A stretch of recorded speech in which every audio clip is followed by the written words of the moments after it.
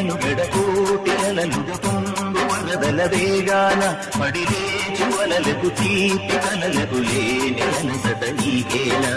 నల్ల నల్ల నెడలోన ఎల్ల కిల్ల పడ్డట్టున్న అల్లు మల్లు ఆకాశాల చుక్కలు అమ్మాయంటి జాబిల్లమ్మ అబ్బాయంటి సూర్యుడమ్మ ఇంటిది పర్వలంట దిక్కులు ఎవరికి పాడే యమునకు